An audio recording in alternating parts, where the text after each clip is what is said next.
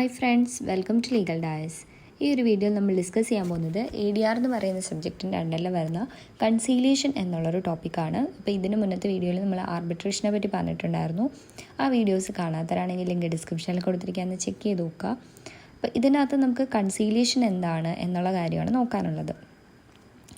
നമ്മൾ ആദ്യമേ പറഞ്ഞിട്ടുണ്ടായിരുന്നു ADRൻ്റെ പല മെത്തേഡ്സ് ഉണ്ട്. അത് ADR എന്ന് പറഞ്ഞാൽ എന്താണ്? Alternative dispute resolution. നമ്മൾ ഒരു കോടതി വരെ പോകാതെ അതിന് മുന്നേ ഒരു ഡിസ്പ്യൂട്ട് സെറ്റിൽ ചെയ്യുന്ന രീതികളാണ് ഈ ഒരു ADR എന്ന് പറയുന്നത്. അപ്പോൾ അതിന് പല മെത്തേഡ്സ് ഉണ്ടെന്ന് പറഞ്ഞു. ആർബിട്രേഷന്, കൺസീലിയേഷൻ, മീഡിയേഷൻ, പിന്നെ ജുഡീഷ്യൽ സെറ്റിൽമെൻറ്റ്, ലോക അദാലത്ത്, ഇങ്ങനെയുള്ള പല കാര്യങ്ങളും പറഞ്ഞിട്ടുണ്ടായിരുന്നു. അപ്പോൾ അതിനകത്ത് കൺസീലിയേഷനാണ് നമുക്ക് നോക്കാനുള്ളത്. കൺസീലിയേഷൻ എന്ന് പറയുമ്പോൾ ആദ്യം തന്നെ എന്ത് പറയാം, ഒരു ADR മെത്തേഡാണ്. അപ്പോൾ അവിടെ രണ്ട് പാർട്ടീസ് അവരുടെ ഭാഗങ്ങൾ പ്രസൻറ്റ് ചെയ്യുകയാണ്. ആരുടെ അടുത്താണ് പ്രസൻറ്റ് ചെയ്യുന്നത്? ഒരു ന്യൂട്രൽ തേർഡ് പാർട്ടി കാണും. ആ ന്യൂട്രൽ തേർഡ് പാർട്ടിയാണ് നമ്മൾ എന്തെന്ന് വിളിക്കുന്നത്? കൺസീലിയേറ്റർ എന്ന് വിളിക്കുന്നത്. അപ്പം ആ ഒരാളുടെ മുന്നിൽ ഈ രണ്ട് പാർട്ടീസ് വന്നിട്ട് അവരവരുടെ ഭാഗങ്ങൾ പറയും. അപ്പം ഈ പറയുന്ന ന്യൂട്രൽ തേർഡ് പാർട്ടി എന്ത് ചെയ്യും? ഒരു നോൺ ബൈൻഡിങ് റെസൊല്യൂഷൻ അവരുടെ അടുത്തേക്ക് ഓഫർ ചെയ്യും. അപ്പോൾ ഈ നോൺ ബൈൻഡിങ് റെസൊല്യൂഷൻ എന്ന് പറഞ്ഞു കഴിഞ്ഞാൽ ഈ ഒരാൾ ആ ന്യൂട്രൽ തേർഡ് പാർട്ടി വെക്കുന്ന ആ ഒരു ഓഫർ എന്ന് പറയുന്നത് ഇവർ രണ്ടുപേരും അക്സെപ്റ്റ് ചെയ്യണമെന്ന് യാതൊരു നിർബന്ധവും ഇല്ല. അതാണ് നോൺ ബൈൻഡിങ് റെസൊല്യൂഷൻ എന്ന് പറയുന്നത്. അപ്പോൾ ആ കൊടുക്കുന്ന റെസൊല്യൂഷൻ ഇവർക്ക് അക്സെപ്റ്റ് ചെയ്യാം അല്ലെങ്കിൽ റിജക്റ്റ് ചെയ്യാം. രണ്ടും അവർക്ക് ആ പാർട്ടീസിൻ്റെ ഇഷ്ടപ്രകാരം ചെയ്യാനായിട്ട് പറ്റും. പിന്നെ കൺസീലിയേഷൻ എന്ന് പറയുന്നത് സ്റ്റാറ്റ്യൂട്ടറി റെക്കഗ്നൈസ്ഡ് ആണോ എന്ന് ചോദിച്ചു കഴിഞ്ഞാൽ ആണ്. നമ്മൾ ആർബിട്രേഷൻ ആൻഡ് കൺസീലിയേഷൻ ആക്ട് 1996 തന്നെയാണ് ഈ ഒരു കൺസീലിയേഷൻ്റെ പ്രൊവിഷൻസ് ഒക്കെ പറയുന്നത്. അപ്പം ഇവിടെ ഈ കൺസീലിയേഷൻ ഇപ്പം ആ ഒരു ന്യൂട്രൽ തേർഡ് പാർട്ടി വെക്കുന്ന റെസൊല്യൂഷൻ നോൺ ബൈൻഡിങ് ആണെന്ന് പറഞ്ഞു. സെറ്റിൽമെൻറ്റ് എഗ്രിമെൻ്റ് എന്ന് പറയുന്നത് ബൈൻഡിങ് ആണോ എന്ന് ചോദിച്ചു കഴിഞ്ഞാൽ സെറ്റിൽമെൻറ്റ് എഗ്രിമെൻറ്റ് ബൈൻഡിങ് ആണ്. റെസൊല്യൂഷൻ മാത്രമേ നോൺ ബൈൻഡിങ് ആയിട്ട് മാറുന്നുള്ളൂ. ഈ പാർട്ടീസ് ഒരു സെറ്റിൽമെൻറ്റിൽ എത്തിക്കഴിഞ്ഞ് അവരൊരു എഗ്രിമെൻറ്റിലേക്ക് സൈൻ ചെയ്യുകയാണെന്നുണ്ടെങ്കിൽ ആ എഗ്രിമെൻറ്റ് സമ്മതിച്ചുകൊണ്ട് അവർ സൈൻ ചെയ്ത് കഴിഞ്ഞാൽ ആ ഒരു സെറ്റിൽമെൻറ്റ് എഗ്രിമെൻറ്റ് പാർട്ടീസിന് ബൈൻഡിങ് ആയിരിക്കും. ഇപ്പോൾ നമ്മൾ ആർബിട്രേഷനകത്ത് ആർബിട്രൽ അവാർഡാണ് അവിടെ വരുന്നത്. ഇവിടെ വരുന്നതെന്ന് വെച്ച് കഴിഞ്ഞാൽ സെറ്റിൽമെൻറ്റ് എഗ്രിമെൻ്റ് ആണ്. അപ്പോൾ ഇതിൻ്റെ അകത്ത് നമ്മൾ പറഞ്ഞു ഇത് സ്റ്റാറ്റ്യൂട്ടറി റെക്കഗ്നൈസ്ഡ് ആണെന്ന് പറഞ്ഞു. ആ ഒരു ആർബിട്രേഷൻ ആൻഡ് കൺസീലിയേഷൻ ആക്ട് 1996 അകത്താണ് പ്രൊവിഷൻസ്. ഏതൊക്കെയാണെന്ന് ചോദിച്ചു കഴിഞ്ഞാൽ സെക്ഷൻ 61 തൊട്ട് 81 വരെയാണ് ഈ ഒരു കൺസീലിയേഷനെ പറ്റിയുള്ള സെക്ഷൻസ് പറയുന്നത്. അപ്പം മെയിനായിട്ട് നമുക്ക് മീഡിയേഷനും കൺസീലിയേഷനും തമ്മിലുള്ള വ്യത്യാസം എന്താണെന്ന് ചോദിച്ചു കഴിഞ്ഞാൽ മീഡിയേഷൻ്റെ അകത്ത് ഇപ്പം മീഡിയേഷൻ നമ്മളിനി പഠിക്കാൻ പോകുന്നതേ ഉള്ളൂ. അപ്പോൾ നിങ്ങൾ ജസ്റ്റ് ഒന്ന് ഓർക്കുക, മീഡിയേഷൻ്റെ അകത്ത് മീഡിയേറ്റർ രണ്ട് പാർട്ടീസായിട്ട് വർക്ക് ചെയ്യും. അതായത് രണ്ട് പാർട്ടീസിനെ ഹെൽപ്പ് ചെയ്യും ഒരു എഗ്രിമെൻറ്റിലേക്ക് എത്താനായിട്ട്. രണ്ടുപേർക്കും മ്യൂച്വലി അക്സെപ്റ്റബിൾ ആയിട്ടുള്ള ഒരു എഗ്രിമെൻറ്റിലേക്ക് എത്താൻ വേണ്ടി അവരെ രണ്ടുപേരെ ഹെൽപ്പ് ചെയ്യുന്ന ഒരാളാണ് മീഡിയേറ്റർ എന്ന് പറയുന്നത്. അപ്പം ഇവിടെ കൺസീലിയേറ്ററിൻ്റെ കാര്യം എന്ന് പറഞ്ഞാൽ ഇപ്പോൾ രണ്ടുപേരും അവരുടെ സൈഡ് പറയുന്നു, കൺസീലിയേറ്റർ എന്നിട്ട് ഒരു റെസൊല്യൂഷൻ പാസ് ചെയ്യുകയാണ്. എന്നിട്ട് അത് ഇപ്പോൾ ലീഗലി എൻഫോഴ്സബിൾ ആയിരിക്കും. അതുപോലെ തന്നെ ആ രണ്ട് പാർട്ടീസിനും ബെനിഫിഷ്യൽ ആയിട്ടുള്ള ഒരു കാര്യമായിരിക്കും ഈ കൺസീലിയേറ്റർ അവിടെ ഡ്രാഫ്റ്റ് ചെയ്യുന്നത്. അപ്പം മീഡിയേഷൻ ആണെന്നുണ്ടെങ്കിലും കൺസീലിയേഷൻ ആണെന്നുണ്ടെങ്കിലും ആ ഒരു റെസൊല്യൂഷൻ എന്ന് പറയുന്നത് എന്താണ്? നോൺ ബൈൻഡിങ് ആണ്. പാർട്ടീസിന് അവിടെ ഒന്നുകിൽ അക്സെപ്റ്റ് ചെയ്യാം അല്ലെങ്കിൽ റിജക്റ്റ് ചെയ്യാം. അത് രണ്ടിടത്തും അങ്ങനെ തന്നെയാണ്. മീഡിയേഷൻ ആണെങ്കിലും കൺസീലിയേഷൻ ആണെങ്കിലും അവരുടെ ഇഷ്ടത്തിന് അവർക്ക് അക്സെപ്റ്റ് ചെയ്യാനും റിജക്റ്റ് ചെയ്യാനായിട്ടും പറ്റും. പിന്നെ ആർബിട്രേഷൻ്റെ അകത്ത് ഒരു പാർട്ടി ഇപ്പം ഒരു വട്ടം ആ ഒരു പാർട്ടീസ് കൺസെൻറ്റ് കൊടുത്തു കഴിഞ്ഞാൽ നമ്മൾ ആർബിട്രേഷൻ പഠിച്ചതാണ്. അപ്പോൾ അതിൻ്റെ അത് നമുക്കറിയാം ആർബിട്രേഷന് വേണ്ടി പാർട്ടീസ് കൺസെൻറ്റ് കൊടുത്തു കഴിഞ്ഞാൽ ആ ഒരു ഫൈനലായിട്ട് വരുന്ന റെസൊല്യൂഷൻ എന്താണോ അത് അവർ അക്സെപ്റ്റ് ചെയ്തിരിക്കണം. ആർബിട്രേറ്റർ മുന്നോട്ട് വെക്കുന്ന ആ ഒരു റെസൊല്യൂഷൻ അവർ അക്സെപ്റ്റ് ചെയ്തേ പറ്റത്തുള്ളൂ. അവർക്ക് വേറെ ഓപ്ഷൻ ഇല്ല. പക്ഷേ മീഡിയേഷനകത്ത് കൺസീലിയേഷനകത്ത് എന്താണ്? പാർട്ടീസിന് വേണമെങ്കിൽ അവരുടെ ഇഷ്ടം പോലെ അത് അക്സെപ്റ്റ് ചെയ്യുകയോ റിജക്റ്റ് ചെയ്യുകയോ ചെയ്യാനായിട്ട് പറ്റും. ആർബിട്രേഷനകത്ത് അങ്ങനെ ഒരു ഓപ്ഷനൊന്നും ഇല്ല. ഇനി ഈ ഒരു കൺസീലിയേഷൻ്റെ അകത്ത് എങ്ങനെയാണ് കാര്യങ്ങൾ ആ ഒരു പ്രൊസീജിയർ നമ്മൾ നോക്കിക്കഴിഞ്ഞാൽ നമ്മൾ പറഞ്ഞു സെക്ഷൻ 61 തൊട്ട് 81 വരെയാണ് ഇതിൻ്റെ മെയിൻ സെക്ഷൻസ് പറയുന്നത്. അപ്പോൾ ഇതിനകത്ത് നമുക്ക് ഇമ്പോർട്ടൻ്റ് ആയിട്ടുള്ള കുറച്ച് സെക്ഷൻസ് നോക്കാനുണ്ട്. സെക്ഷൻ 62 എന്ന് പറയുന്നത് ഈ ഒരു കമൻസ്മെൻറ്റ് ഓഫ് കൺസീലിയേഷൻ പ്രൊസീഡിങ്സ് ആയിട്ട് ബന്ധപ്പെട്ട കാര്യങ്ങളാണ്. അപ്പോൾ എങ്ങനെയാണ് ഈ ഒരു കൺസീലിയേഷൻ പ്രൊസീഡിങ്സ് സ്റ്റാർട്ട് ചെയ്യുന്നത് എന്നുള്ളൊരു കാര്യം. അപ്പോൾ അതിനകത്ത് 62 സബ്സെക്ഷൻ 1 അകത്ത് പറയുന്ന കാര്യമാണ് ഇപ്പോൾ ഒരു പാർട്ടി ആയിരിക്കും ഇതിനകത്ത് കൺസീലിയേഷൻ ഇനിഷ്യേറ്റ് ചെയ്യുന്നത്. അപ്പോൾ ആ പാർട്ടി എന്ത് ചെയ്യണം?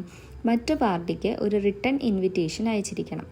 എന്നിട്ട് അതിൻ്റെ അകത്ത് സബ്ജക്റ്റ് ഓഫ് ദ ഡിസ്പ്യൂട്ട് എന്താണെന്നുള്ളൊരു കാര്യം കൂടെ പറഞ്ഞിട്ടുണ്ടായിരിക്കണം. അപ്പോൾ അങ്ങനെ ഒരു റിട്ടൺ ഇൻവിറ്റേഷൻ ആ പാർട്ടിക്ക് ഈ ഒരു കൺസീലിയേറ്റർ അല്ല, ആരാണോ കൺസീലിയേഷൻ ഇനിഷ്യേറ്റ് ചെയ്യുന്നത് ആ ഒരു പാർട്ടി കൊടുത്തിരിക്കണം.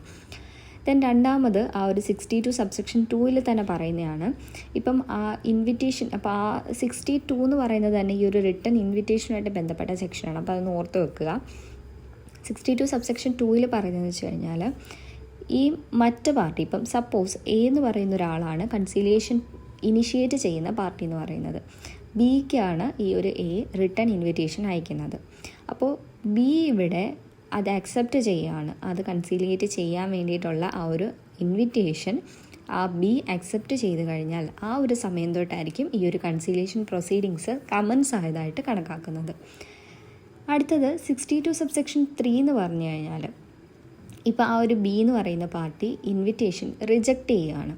അപ്പോൾ അങ്ങനെ വന്നു കഴിഞ്ഞാൽ അവിടെ കൺസീലിയേഷൻ പ്രൊസീഡിങ്സ് ഇല്ല.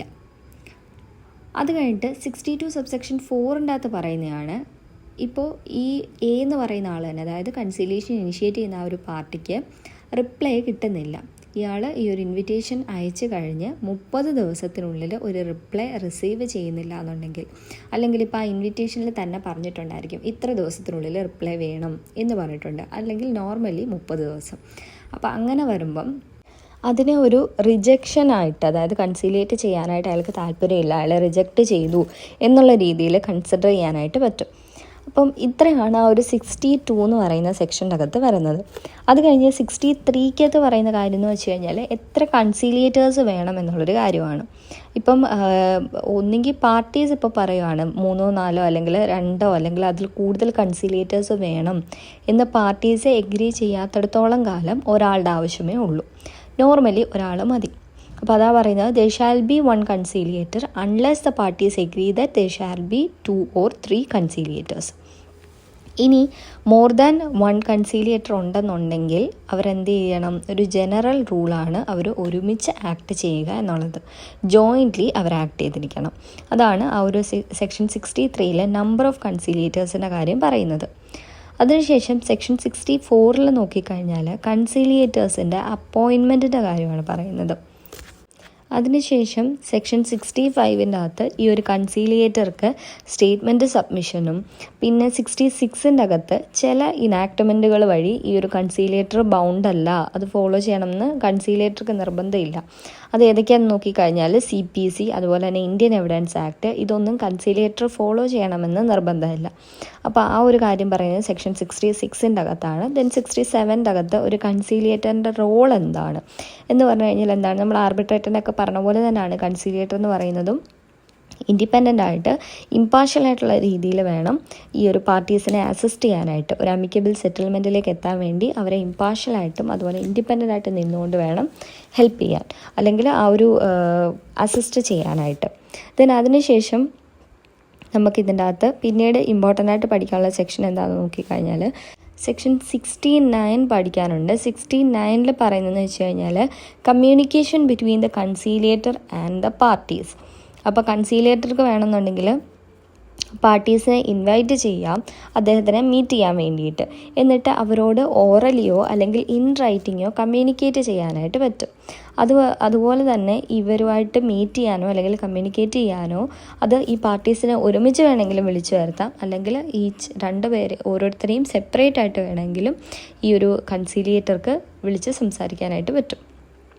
അപ്പം ഇവിടെ ഈ പാർട്ടീസ് തമ്മിൽ ഒരു പ്ലേസ് എഗ്രി ചെയ്തിട്ടില്ല എന്നുണ്ടെങ്കിൽ ആർക്ക് തീരുമാനിക്കാം, കൺസീലിയേറ്റർക്ക് തീരുമാനിക്കാം. ഈ ഒരു പാർട്ടീസുമായിട്ട് കൺസൾട്ട് ചെയ്തതിന് ശേഷം ആ ഒരു കൺസീലിയേഷൻ പ്രൊസീഡിങ്സിൻ്റെ സർക്കംസ്റ്റൻസ് ഒക്കെ നോക്കിയിട്ട് ഏത് പ്ലേസിൽ വെച്ചിട്ട് ഈ മീറ്റിങ്സ് നടത്തണം എന്നുള്ളൊരു കാര്യം.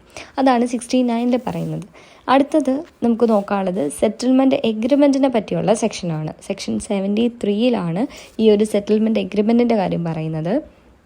അപ്പോൾ ഇവിടെ എന്താണ്, ഈ ഒരു സെറ്റിൽമെൻറ്റ് എഗ്രിമെൻറ്റ് വരുന്ന സമയത്ത് കൺസീലിയേറ്റർക്ക് തോന്നുകയാണ് ഒരു ഡിസ്പ്യൂട്ടിൻ്റെ അകത്ത് അത് സെറ്റിൽമെൻറ്റിൽ വരാനായിട്ട്, പാർട്ടീസിന് അക്സെപ്റ്റബിൾ ആയിട്ട് സെറ്റിൽമെൻറ്റിൽ എത്താൻ വേണ്ടിയിട്ടുള്ള എലമെൻറ്റ്സ് എക്സിസ്റ്റ് ചെയ്യുന്നുണ്ട് എന്ന് ആ ഒരു കൺസീലിയേറ്റർക്ക് തോന്നിക്കഴിഞ്ഞാൽ കൺസീലിയേറ്റർ എന്ത് ചെയ്യണം, ആ ഒരു പോസിബിൾ സെറ്റിൽമെൻറ്റിൻ്റെ ടേംസ് ആദ്യം ഫോമുലേറ്റ് ചെയ്യണം. എന്നിട്ട് ഇത് പാർട്ടീസിൻ്റെ ഒബ്സർവേഷന് വേണ്ടി അവർക്ക് കൊടുക്കണം. അങ്ങനെ കൊടുക്കുന്ന സമയത്ത് ഈ പാർട്ടീസ് എന്ത് ചെയ്യും, അവർ ഒബ്സർവേഷൻ നടത്തും, എന്നിട്ട് തിരിച്ച് കൺസീലിയേറ്റർക്ക് തന്നെ കൊടുക്കും. അപ്പോൾ കൺസീലിയേറ്റർ ഈ ഒരു പാർട്ടീസിൻ്റെ ഒബ്സർവേഷന് ശേഷം അത് റിസീവ് ചെയ്തിട്ട് എന്ത് ചെയ്യണം, അതിനെ റീഫോർമുലേറ്റ് ചെയ്യണം. ഇപ്പോൾ പാർട്ടീസ് എന്തെങ്കിലും അതിൽ മാറ്റം വരുത്തുകയാണെന്നുണ്ടെങ്കിൽ അതൊക്കെ റീഫോർമുലേറ്റ് ചെയ്യേണ്ടതായിട്ടുണ്ട്. എന്നിട്ട് അതാണ് സെക്ഷൻ 73 സബ്സെക്ഷൻ 1 പറയുന്നത്. ഇതുപോലെ ഈ ഒരു റെസൊല്യൂഷൻ്റെ കാര്യവും അത് ആ ഒരു ടേംസ് ഫോമുലേറ്റ് ചെയ്യുന്നതും അത് അവരുടെ ഒബ്സർവേഷന് കൊടുക്കുന്നതും ആൻഡ് അത് റീഫോമുലേറ്റ് ചെയ്യുന്ന ഒരു കാര്യം. ഇനി ഇതിൽ തന്നെ ഇപ്പം ആ ഒരു പാർട്ടീസ് ഒരു എഗ്രിമെൻറ്റിൽ എത്തുവാണ്. അപ്പോൾ അങ്ങനെ വരുമ്പം ഇവരെന്ത് ചെയ്തിരിക്കണം, ഇത് ഒരു റിട്ടേൺ സെറ്റിൽമെൻറ്റ് എഗ്രിമെൻ്റ് ആയിട്ട് അതിനെ മാറ്റണം. എന്നിട്ട് ഇപ്പോൾ പാർട്ടീസ് റിക്വസ്റ്റ് ചെയ്യുകയാണെന്നുണ്ടെങ്കിൽ കൺസീലിയേറ്റർ അത് അങ്ങനെ ഡ്രോ ചെയ്തിട്ട് അത് ആ ഒരു സെറ്റിൽമെൻറ്റ് എഗ്രിമെൻറ്റ് മേക്ക് ചെയ്യുക. എന്നിട്ട് എന്ത് ചെയ്യണം, ആ ഒരു പാർട്ടീസിനെ അത് സൈൻ ചെയ്യാൻ വേണ്ടിയിട്ട് കൊടുക്കണം. അപ്പോൾ അങ്ങനെ ഈ ഒരു സെക്ഷൻ 73 സബ്സെക്ഷൻ 3 പറയുന്നത് ഈ ഒരു എഗ്രിമെൻ്റ് മേക്ക് ചെയ്ത് കഴിഞ്ഞാൽ അത് ഫൈനലായിരിക്കുമെന്നും, അപ്പോൾ അവർ മേക്ക് ചെയ്താലല്ല, അവർ മേക്ക് ചെയ്ത ഒരു എഗ്രിമെൻറ്റിൽ ഇവർ സൈൻ ചെയ്ത് കഴിഞ്ഞാൽ, പാർട്ടീസ് സൈൻ ചെയ്ത് കഴിഞ്ഞാൽ ആ ഒരു എഗ്രിമെൻറ്റ് പിന്നെ ഫൈനലായിരിക്കും, അത് പാർട്ടീസിലെ ബൈൻഡിങ് ആയിരിക്കും. അതുപോലെ തന്നെ പാർട്ടീസിനെ മാത്രമല്ല, അതിൻ്റെ അകത്ത് വേറെ ഏതെങ്കിലും പേഴ്സൺസ് ക്ലെയിം ചെയ്യുന്ന ആൾക്കാരുണ്ടെന്നുണ്ടെങ്കിൽ അവർക്കും ഇത് ബാധകമായിട്ട് മാറും. അത് അവർ സൈൻ ചെയ്യുന്നതനുസരിച്ച് അതെന്താണ്, ബൈൻഡിങ് ആണ്. ദെൻ 73 സബ്സെക്ഷൻ 4 പറയുന്ന കാര്യമാണ് കൺസീലിയേറ്റർ അതിനുശേഷം ആ ഒരു സെറ്റിൽമെൻറ്റ് എഗ്രിമെൻറ്റ് ഒതൻറ്റിക്കേറ്റ് ചെയ്യണം, എന്നിട്ട് ഇതിൻ്റെ കോപ്പി പാർട്ടീസിന് കൊടുക്കേണ്ടതായിട്ടും ഉണ്ട്. അപ്പോൾ ഇത്രയാണ് ആ ഒരു സെറ്റിൽമെൻറ്റ് എഗ്രിമെൻറ്റുമായിട്ട് ബന്ധപ്പെട്ട് സെക്ഷൻ 73 എന്ന് പറയുന്ന ഒരു സെക്ഷൻ പറയുന്നത്. അതിനുശേഷം ഈ ഒരു സെക്ഷൻ 74 പറയുന്നതാണ് സെറ്റിൽമെൻറ്റ് എഗ്രിമെൻറ്റിന് ആ ഒരു ആർബിട്രൽ അവാർഡിൻ്റെ സെയിം സ്റ്റാറ്റസും ഇഫക്റ്റും ആയിരിക്കും ഉണ്ടായിരിക്കുന്നത്. അതുപോലെ തന്നെ ഒരു ആർബിട്രൽ ട്രൈബ്യൂണൽ വഴി ആർബിട്രൽ അവാർഡ് എങ്ങനെയാണോ കിട്ടുന്നത് അതേ സ്റ്റാറ്റസ് തന്നെ ആയിരിക്കും ഒരു സെറ്റിൽമെൻറ്റ് എഗ്രിമെൻറ്റിനും വരുന്നത്. അപ്പോൾ ഇത്രയാണ് നമുക്കിതിനകത്ത് മെയിനായിട്ടും പഠിക്കാനുള്ള സെക്ഷൻസ് എന്ന് പറയുന്നത് ഈ ഒരു കൺസീലിയേഷൻ എന്ന് പറയുന്ന ആ ഒരു ടോപ്പിക്കുമായിട്ട് ബന്ധപ്പെട്ട്. അപ്പോൾ ഓർക്കുക, ഇതിനകത്ത് നമ്മൾ സെക്ഷൻ 61 തൊട്ട് 81 വരെ എന്ന് പറയുന്നത് ഈ ഒരു കൺസീലിയേഷൻ എന്ന് പറയുന്ന ടോപ്പിക്കാണ്. അപ്പോൾ അതിൽ തന്നെ നമുക്ക് ഇമ്പോർട്ടൻ്റ് ആയിട്ടുള്ള കുറേ കാര്യങ്ങൾ നമ്മൾ പറഞ്ഞിട്ടുണ്ട്. എങ്ങനെയാണ് സെറ്റിൽമെൻറ്റ് എഗ്രിമെൻറ്റിലേക്ക് എത്തുന്നത്, കൺസീലിയേറ്റർ എന്ന് പറയുമ്പോൾ എന്താ ചെയ്യുന്നതെന്നുള്ളൊരു കാര്യം, പിന്നെ കൺസീലിയേഷനും ബാക്കി 2 മെത്തേഡ്സും തമ്മിലുള്ള ഡിഫറൻസ്, ആർബിട്രേഷനും മീഡിയേഷനും തമ്മിലുള്ള ഡിഫറൻസ് എന്താണ്.